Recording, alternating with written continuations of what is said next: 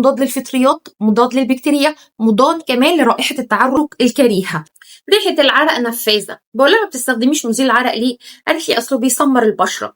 هو ما بيسودش البشرة بس هيسود حياتنا احنا لو انت ما استخدمتهوش. الناس اللي دايما بتقول ده سعره عالي، سعره غالي واحنا بنخاف لاحسن يعمل لنا اسمرار، عايزه اقول لك ان انا هديكي دلوقتي مزيل عرق ب3 مكونات بس هيقعد معاكي مده طويله، وعايزه اقول لك مضاد للفطريات، مضاد للبكتيريا، مضاد كمان لرائحه التعرق الكريهه، هيقعد معاكي وامن تماما.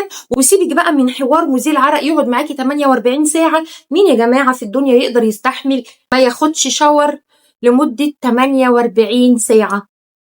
متهيألي صعب. تعالي نخش في الموضوع على طول. بصي يا ست البنات، انا عايزاكي تجيبي زيت جوز هند بكر، يكون من نوعيه كويسه، سعره مش غالي وسعره على قد الايد، يعني العبوه كبيره بتعمل لها 80 جنيه، العبوه دي ممكن تكفيكي الصيف كله وتبقى منها لو هتستخدميه لشعرك. هتعملي ايه؟ هتجيبي لي الكميه اللي انت حباها، هتحطي على زيت الجوز الهند معلقه كبيره من الشبه المطحونه، وتزيدي لي عليها معلقه نشا عشان نفتح طبعا، عشان انت بتقولي لي ان احنا الحاجات دي بتسمر، انا هديكي اللي هيفتح. وهتحطي لي معلقه من النشا وقلبي المكونات دي كويس. عايزه بقى زيت عطري هتحطي ممكن مسك الرمان، مش عايزه زيت وعايزه مزيل عرق بيور خالص بدون رائحه، يبقى استخدمي لي المكونات ديت. قلبي كويس. عبوه الستيك بتاعه المزيل العرق القديمه اللي عندك عقميها، نضفيها، حطيها في التلاجة لمده 4 ساعات وطلعيه واستخدميه، وما تنسيش تدعي لي. وعايزه اقول لك بعد الاستخدام رجعيه تاني في التلاجة